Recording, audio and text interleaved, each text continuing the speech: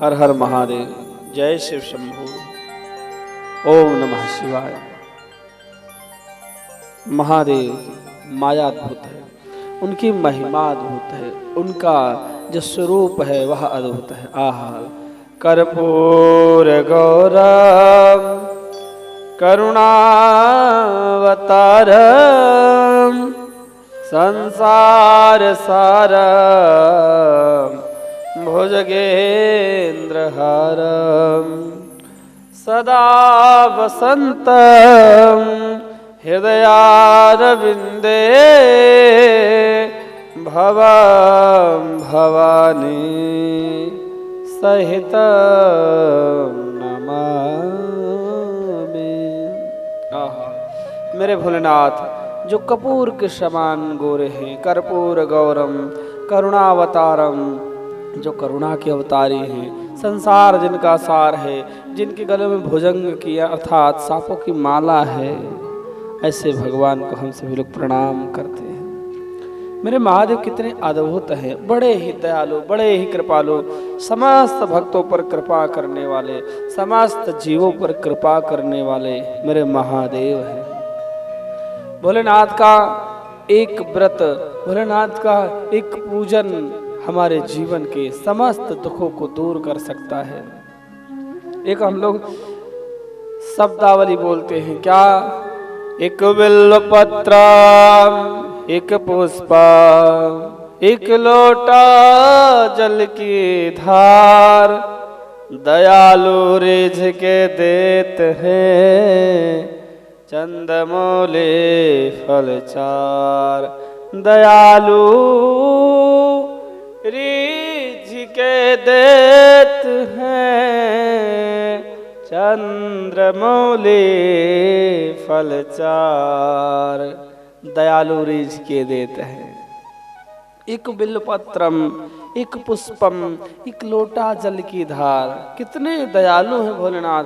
जो आपको चाहिए, धर्म अर्थ काम मोक्ष, आपकी समस्त मनोकामनाएं मेरे नाथ दीनानाथ भोलेनाथ पूर्ण करने वाले हैं।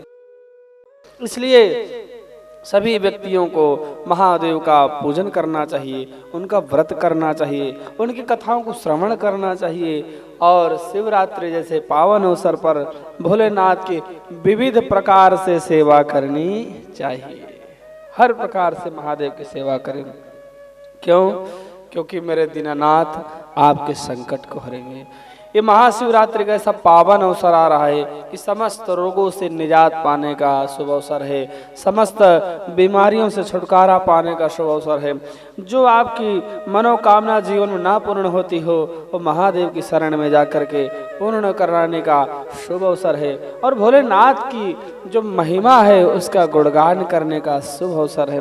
इतने सभी बंधुओं को, सभी भक्तों को मेरे नाथ की शरण में जाना चाहिए, भोलेनाथ की सेवा करनी चाहिए, पूजन करना चाहिए, यजन करना चाहिए। उनका यज्ञ इत्यादि करके आप जीवन से समस्त सुख प्राप्त कर सकते हैं।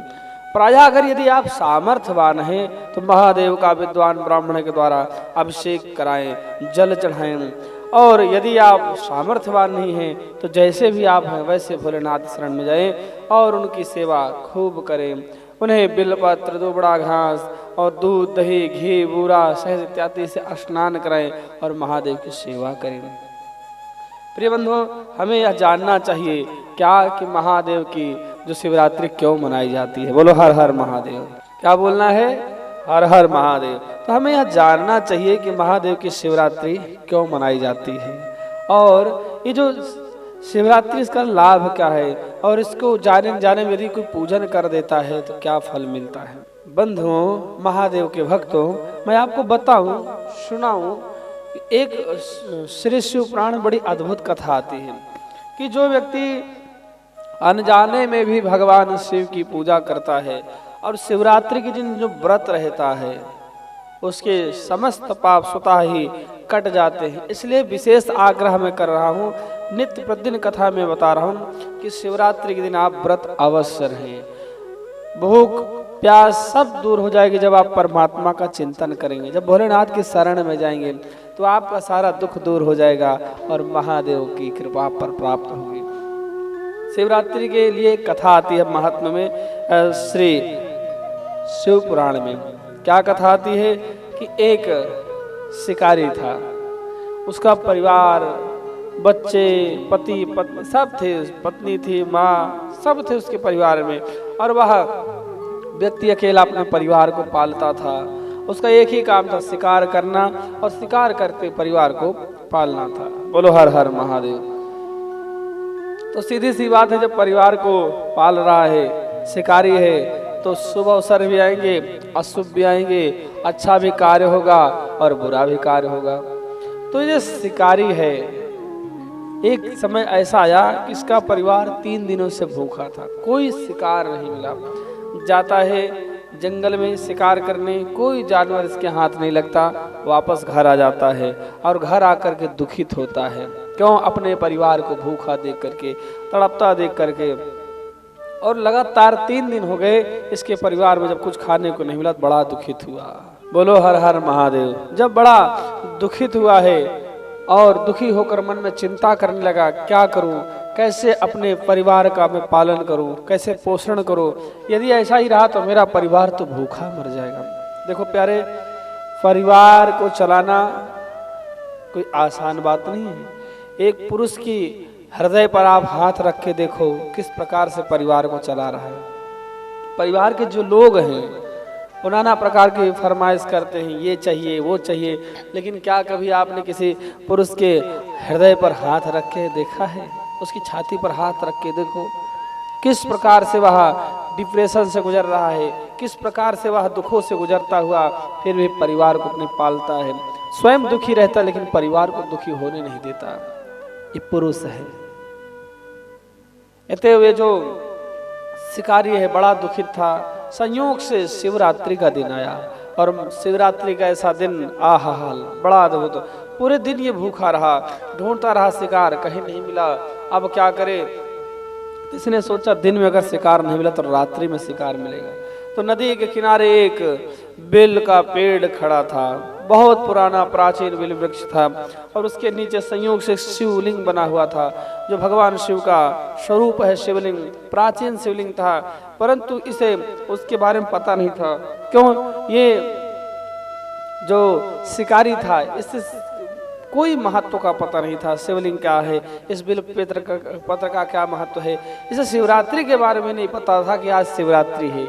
और ये तो शिकार करने के लिए उस बेल के पेड़ पर चढ़ के बैठा। इसने सोचा क्यों कि यहाँ सरोवर है, यहाँ जो है जो नदी बह रही है, यहाँ जल बह रहा है, तो रात्रि को जानवर जल पीने जरूर आएगा। इसलिए यदि मैं इस वृक्ष पर बैठ जाऊंगा तो जो जानवर आएगा उसे मैं अपने बाणों से बेध दूंगा, जिसके कारण उसकी मृत्यु होगी और मैं शिकार करके घर को ले जाऊंगा। इस भावना से इसने क्या करा, पानी भरा है अपने कमंडलू में, जो इसका पानी का पात्र था उसमें पानी भरा, और पानी भर के चढ़ के बिल वृक्ष पर बैठ गया। जैसे ही जाकर के बैठा और मन ही मन सोचने लगा कि काश कोई तो शिकार आए जिसे मैं मार सकूं और अपने परिवार का पालन कर सकूं। अब बैठा था भूखा प्यासा, इतने में एक हिरण आया। हिरण झूमता हुआ आया, जैसे पानी पीने चला वैसे इसने देखा कि हिरण आया है, और यह तेजी से इसने जल्दी जल्दी अपने करतस से बाण निकाला। बाण निकालते समय जल छलक गया इसके जलपात्र से, और कुछ बिलपत्र टूट करके शिवलिंग पर चढ़ गए और जल शिवलिंग पर चढ़ गया। इस प्रकार से इसकी प्रथम प्रहर की यात्रा जो थी, प्रथम प्रहर का जो पूजन था वह पूर्ण हुआ। जैसे ही प्रथम प्रहर का पूजन इससे हुआ और जब खरखराहट की आवाज आई, कैसी? बिलपत्र से। वैसे जो हिरण था उसने ऊपर देखा तो एक शिकारी बाण ताने इसकी तरफ बैठा था। यह देख करके यह बड़ा दुखित हुआ और इसने कहा कि हे शिकारी भैया, मुझे मत मारो, मुझे मत मारो। शिकारी ने कहा, मेरे बच्चे भूखे, मैं तुम्हें मारूंगा। क्यों? मेरे बच्चे बहुत भूख से प्यास से व्याकुल हैं, उन्हें भोजन की आवश्यकता है, 3 दिन हो गए कुछ नहीं खाया, मैं तुम्हें मारकर अपने परिवार का पोषण करूंगा, पालन करूंगा। इसने कहा, हे शिकारी, तुम मुझे मारना है तो मार देना, परंतु एक बार मैं अपने बच्चों को अपनी पत्नी के साथ छोड़ आऊं। एक आप व्यक्ति हो जो अपने बच्चों के लिए मुझे मार रहे हो, परंतु ध्यान रखो मेरे भी परिवार है, मेरे भी बच्चे हैं, मेरा भी घर है। इसलिए हे शिकारी, आपसे प्रार्थना है कि आप मुझे मत मारो। यदि आपको मुझे मारना है, मुझे पता है ये शरीर नश्वर है, आज नहीं कल तो मरेगा ही, परंतु यदि तुम्हारे काम आता है, मेरे शरीर से तुम्हारे परिवार का पालन पोषण होता है, तो मैं अवश्य आऊँगा। मैं सौगंध खाता हूँ कि मैं आऊँगा, एक बार अपने बच्चों को अपनी पत्नी के साथ छोड़ आऊँ। ऐसा कह करके जब कहने लगा तो शिकारी से अनजाने में ही सही शिव का पूजन हो गया था, इसलिए उसके मन में आया, दया आ गई। क्यों प्यारे, जो व्यक्ति जाने अनजाने में जैसे भी महादेव की पूजा करता है और भोलेनाथ की शरण में जब कोई जाता है तो महादेव उस पर ऐसी कृपा करते हैं कि अनजाने में ही सही, परंतु उस पर भोलेनाथ की पूर्ण कृपा होती है जो एक बार शिव की पूजा कर लेता है। तो जो शिकारी है, इससे अनजाने में शिव की पूजा हो गई, जिसके कारण इसका मन बदला और यह सोचने लगा कि वाह, ये पशु होकर के इनमें कितना ज्ञान है। ठीक है, तुम जाओ, परंतु ध्यान रखना, आना जरूर। हिरण यह कह करके सुन करके चला गया, और जैसे ही चला गया, अब यह शिकारी बैठा था, काफी देर हो गई, अब ये सोच रहा है क्या कि आए नहीं हिरण, हिरण तो आया नहीं है, अरे मैं तो मूर्ख बन गया, मैंने एक पशु की बातों पर भरोसा कर लिया। मैं कैसा मानव हूं कि एक पशु की बात पर भरोसा किया, अरे अब तो वह हिरण आएगा नहीं और मेरा परिवार भूखा रहेगा। सोच ही रहा था, महादेव की ऐसी माया, महादेव की ऐसी लीला कि थोड़ी देर में घूमते घूमते एक हिरणी वहां आई, जो उस हिरण की पत्नी थी। हिरणी वहां आई, जैसे जल पीने चली वैसे इसने देखा कि हिरणी आई है। अब उसी तरह फिर इसने बाण खींचा और तरकस से जब बाण निकालने चला, फिर थोड़े से जल छलक करके शिवलिंग पर चढ़ गए, थोड़े से बेलपत्र टूट करके शिवलिंग पर गिर गए, और जिसके कारण इसकी द्वितीय प्रहर की शिवरात्रि की पूजा हो गई। बोलो हर हर महादेव। जब द्वितीय प्रहर की पूजा हो गई तो यह देख करके महादेव की लीला अद्भुत है। द्वितीय प्रहर के अनजाने में पूजा हो गई, लेकिन जो हिरणी थी उसने क्या देखा, जब सरसराहट की खड़खड़ाहट की आवाज आई, उसने ऊपर देखा, ओहो, एक शिकारी बैठा है, ये तो मेरे प्राण ले लेगा। शिकारी जैसे बाण ताना वैसे हिरणी ने कहा, ठहरो शिकारी भैया ठहरो, अरे मेरा वध मत करो आप, हे शिकारी मेरा वध मत करो, अरे मेरे बच्चे अनाथ हो जाएंगे, मैं क्या करूं, मैंने अपने बच्चों को दूध तक नहीं पिलाया आज, हे शिकारी मुझे जाने दो। शिकारी ने कहा, नहीं, मेरे बच्चे 3 दिन से भूखे हैं, तुम्हारा मरना आवश्यक है, और तुम्हें मार करके मैं अपने बच्चों का पेट भरूंगा, पालन पोषण करूंगा। इसने बार बार हाथ जोड़ा, बोले हे शिकारी भैया, यदि आप मारना ही चाहते हो तो कोई बात नहीं, मुझे मार देना, परंतु लास्ट बार मैं आपसे कहती हूँ, मैं सौगंध खाती हूँ अपने बच्चों की कि मुझे घर जाने दो। अब मैं घर जाऊंगी और घर जा करके मैं अपने बच्चों को दूध पिला दूं और अपने बच्चों को उनके पिताजी के साथ सौंप दूं, उनके हाथ दे दूं, जिसके कारण ताकि वे उनका पालन पोषण कर सके, बच्चों का ध्यान रख सके, ये तो मुझे जाने दो। शिकारी द्वितीय प्रहर की पूजा हो गई थी, अब इसके मन में दया आई, क्यों महादेव का इसने जाने में अनजाने में ही सही पूजन किया है, कुछ तो पाप कटे इसके। पापों के कटने के कारण इसके मन में दया आई। ध्यान रखना, दयालु वही व्यक्ति हो सकता है जो पुण्यात्मा हो, पापी व्यक्ति दया नहीं करता है, क्रूर होता है, और क्रूर से भी ज्यादा क्रूर होता चला जाता है। जब वह दया करेगा, जब उस पर महादेव की कृपा होगी, जब उसके पाप कम होंगे, जितने पाप कम होंगे उतना ही वह दयालु होगा। अब यहाँ हिरणी ने वचन दिया और सौगंध खाई, तो इसने कहा ठीक है जाओ, परंतु ध्यान रखना जल्दी आना, क्योंकि मेरे बच्चे भूखे हैं। शिकारी ने भेज दिया, हिरणी गई। अब यह शिकारी फिर बैठा बैठा पछताता रहा, आधी रात बीत चुकी थी, भूख बड़ी तेज की लगी हुई थी, बच्चों का ध्यान आ रहा कि मेरे बच्चे भूखे हैं, यदि मैं सुबह नहीं लेकर के कुछ गया तो मेरे बच्चे जीवित नहीं बचेंगे, सब भूख से ही मर जाएंगे। दुखित था और सोचने लगा अरे मैंने क्या करा, दूसरे भी हाथ से आए हुए शिकार को छोड़ दिया, मैं क्या करूं, दुखित था। इतने में तृतीय पहर की जब रात्रि लगी है तो क्या देखता है कि एक हिरणी और आई घूमते घूमते, जो इसी हिरणी की बहन थी, घूमती घूमती आई है। अब इसने जो ही देखा और उस हिरणी को देख करके बड़ा प्रसन्न हुआ। चलो एक शिकार हो रहा है। इसने फिर तरकस से बाण निकाला और बाण को जैसे खींचा है वैसे कुछ जल और बिलपत्र टूट करके अनजाने में जा करके शिवलिंग पर चढ़ गए। इसकी 3 रात्रि की 3 प्रहर की पूजा पूर्ण हुई। शिवरात्रि के 4 प्रहर की पूजा बताई गई है और इसकी 3 प्रहर की जब पूजा पूर्ण हुई है तो महादेव की कृपा से इसका मन निर्मल हो गया। अद्भुत आहाहाल, बड़ा निर्मलता को प्राप्त हुआ। भोलेनाथ की कृपा अद्भुत इस पर हुई। अनजाने में महादेव ने इससे सेवा कराई। अब क्या होता है कि जो हिरणी है उसने जब ऊपर देखा तो उसने कहा कि हे शिकारी भ्राता, आप मुझे क्यों मारना चाहते हैं? अरे मेरा यह जीवन तो निरर्थक चला जाएगा। अरे आप क्यों मारना चाहते? अभी मैं अपने परिवार से भी नहीं मिली, ऐसा क्यों करते हैं? शिकारी ने कहा कि मेरा केवल एक ही काम है, मेरा केवल एक ही कर्म है, अपने बच्चों का पालन पोषण करना। इसलिए मैं अपने बच्चों का पालन पोषण करने के लिए, मेरे बच्चे 3 दिन से भूखे हैं, मुझे उन्हें भोजन कराना है, इसलिए मैं तुम्हारा शिकार करूंगा।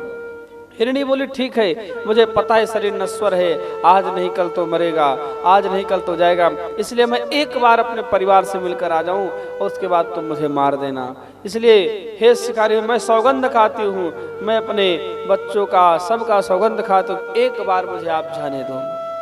शिकारी ने कहा कोई बात नहीं, जब 2 चले गए तीसरा भी जाने दो। और मन ही मन सोचा कि कोई बात नहीं, ठीक है जाओ तुम जल्दी आना। ऐसा विचार करके इसने उस हिरणी को जाने दिया और प्यारे हिरणी चली गई।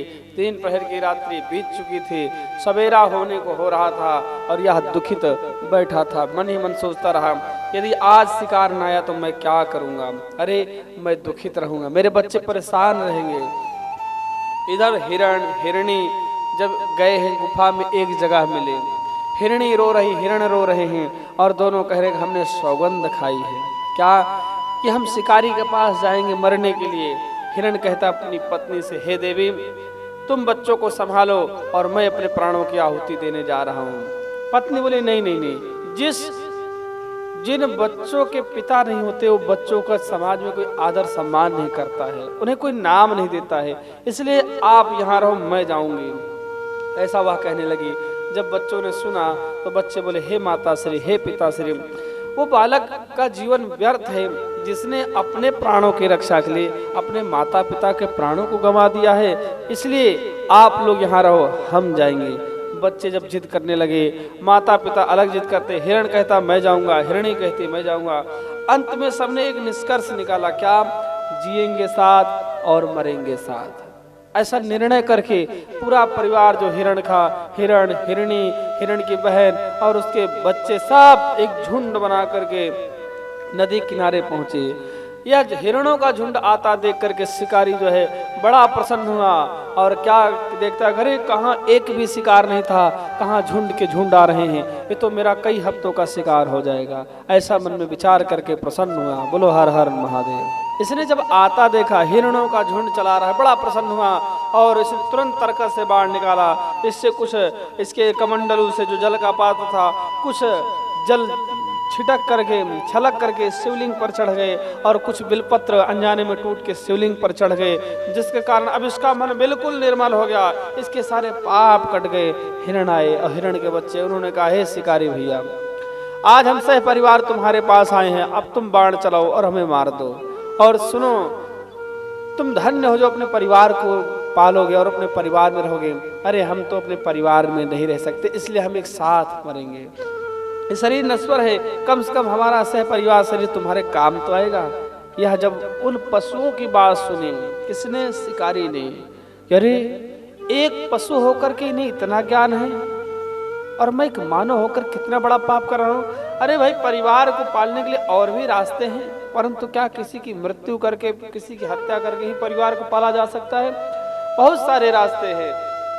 इसलिए उसका मन निर्मल हुआ और उसने धनुष बाण फेंक दिया और कहा कि हे हिरणों, तुम वापस चले जाओ।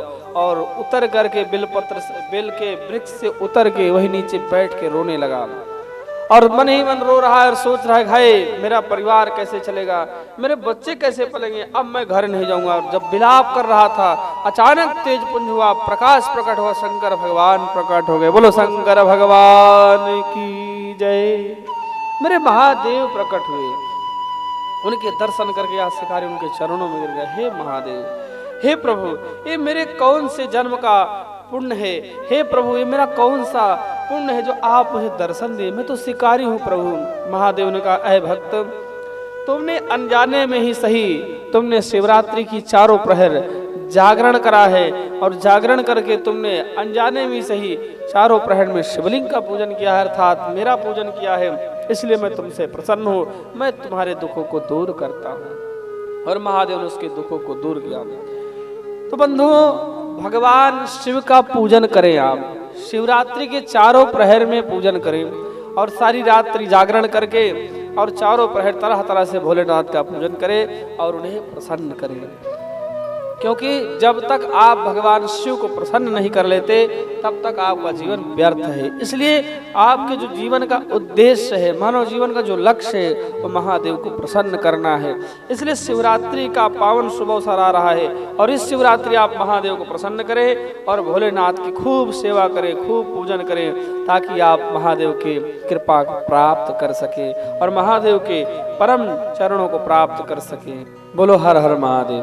तो बंधुओं, अब आप जरा श्रवण करें, इस शिवरात्रि पर आपको क्या उपाय करना है, किस कामना के लिए भगवान शिव पर क्या चढ़ाना है, ये भी बहुत जरूरी है। मैं कह रहा हूँ शिवरात्रि के दिन पूजन करें, तो आप जरा ध्यान से श्रवण करें, किस कामना के लिए क्या चढ़ाएं। जिसके संतान नहीं है, जिसके वंश में वृद्धि नहीं हुई, बड़े परेशान है, खूब दवा करा ली, बड़े बड़े डॉक्टरों का इलाज करा लिया, परंतु संतान नहीं हो रही, ऐसे लोग इस शिवरात्रि पर महादेव को प्रसन्न करें और भोलेनाथ पर गेहूं चढ़ाएं। गेहूं, जो गेहूं होता है उसे चढ़ाएं, और एक ही गेहूं चढ़ाते समय ओम नमः शिवाय, ओम नमः शिवाय बोलते रहे, और हो सके तो महामृत्युंजय मंत्र बोल करके चढ़ाएं, या श्री शिवाय नमस्तुभ्यम बोल करके इसको चढ़ाएं। गेहूं को एक गेहूं भोलेनाथ चढ़ाएं, और पूरी रात कीर्तन भजन करने के बाद महादेव से प्रार्थना करें कि हे भोलेनाथ, आप प्रसन्न होइए और मुझे उत्तम संतान दीजिए। क्योंकि इस संसार में सब कुछ देने वाले मेरे महादेव हैं, मेरे भोलेनाथ हैं, जो आपको सब कुछ दे सकते हैं।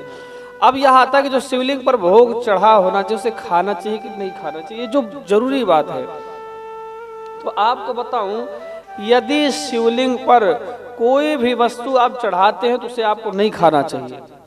ध्यान समझना, शिवलिंग पर चढ़ा हुआ भोग बिल्कुल नहीं खाना चाहिए। हाँ, जो उनके सामने रखकर भोग लगाया जाए उसे ग्रहण कर लेना चाहिए।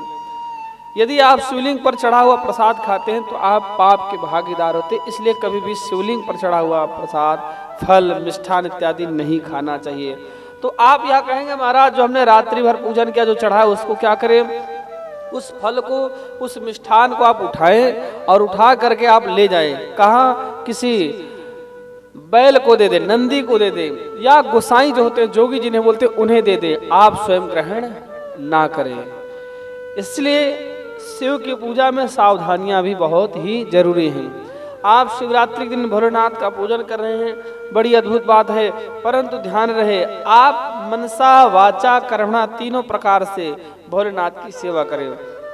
अब अगला आता है जिसे रोग हुआ हो, मधुमेह इत्यादि का रोग हुआ हो, उन्हें शहद चढ़ाना चाहिए, भोलेनाथ की सेवा करनी चाहिए। जिसके मकान नहीं है, जमीन नहीं है, बड़ा परेशान है, ऐसे भोलेनाथ पर उसे लाल मसूर की दाल चढ़ाना चाहिए और भोलेनाथ से प्रार्थना करना चाहिए, हे भोलेनाथ, आप सबका घर बसाते हैं, हे नाथों के नाथ, हे दीनानाथ, आप मुझ पर कृपा करें और मेरे परिवार पर कृपा करें, हे प्रभु, ताकि मेरा घर अवश्य ही बसे और मेरा घर बने। जिसका विवाह नहीं होता है, ऐसे लोग बड़े परेशान हैं, उन्हें महादेव के सन्मुख बैठ करके, माता पार्वती को सन्मुख बैठ करके उन्हें शिव जी और पार्वती का कलावा लेकर के गठजोड़ा करना चाहिए और उनका गठजोड़ा बना करके उन दोनों का पूजन करने के, वस्त्र अलंकार से पूजन करने के बाद उन्हें पुष्प नैवेद्य इत्यादि चढ़ा करके भगवान शिव से प्रार्थना करना चाहिए। क्या? कि हे भोलेनाथ, आप मेरे दुख को दूर करो और मेरे घर में एक शुभ मंगल वाद्य बजे और मेरा विवाह हो। हर हर महादेव। जिन्हें यश चाहिए, यश नहीं मिल रहा है, जो परेशान हैं, जो बहुत कार्य करते हैं परंतु हर जगह उन्हें अपजस मिलता है, वो शिवरात्रि पर विशेष ध्यान दें। शिवरात्रि पर उन्हें विशेष उपाय करना है। क्या करना है कि आप भगवान शिव के सन्मुख घी का दिया जला करके, धूप बत्ती जला करके भगवान भोलेनाथ का नैवेद्य इत्यादि से पूजन करने उपरांत आप बैठ जाएं भोलेनाथ सन्मुख और सुंदर कांड का पाठ करें। ध्यान रखें, जो सुंदर कांड का पाठ करे उसका पूर्ण पाठ करना है और चारों प्रहर में करना है। और सुंदर कांड का पाठ करते समय उन्हें संपुट लगाना चाहिए। क्या कि सो तुम जानहु अंतर्यामी पूर्वहु मोर मनोरथ स्वामी। ध्यान समझें, सो तुम जानहु अंतर्यामी पूर्वहु मोर मनोरथ स्वामी। इसका संपुट लगा करके पाठ करना है। और पाठ करते समय भगवान शिव को खीर का भोग लगाएं। विशेष ध्यान रखना है, खीर का भोग लगाएं। और एक प्रहर में खीर का भोग, दूसरे प्रहर में मिष्ठान का, तीसरे प्रहर में अन्न का और चौथे प्रहर में भगवान भोलेनाथ को विशेष रूप से समस्त वस्तुएं मिक्स करके अर्थात कई सारी व्यंजन बना कर भोग लगा करके उनकी आरती करना है और प्रार्थना करना है, महादेव यदि मुझसे कोई त्रुटि हुई हो क्षमा करो और हे प्रभु आप मुझे यश कीर्ति प्रदान करो। इस प्रकार से आप भोलेनाथ की सेवा करें, आपकी मनोकामना अवश्य पूर्ण होगी। जय जय शिव शंभु।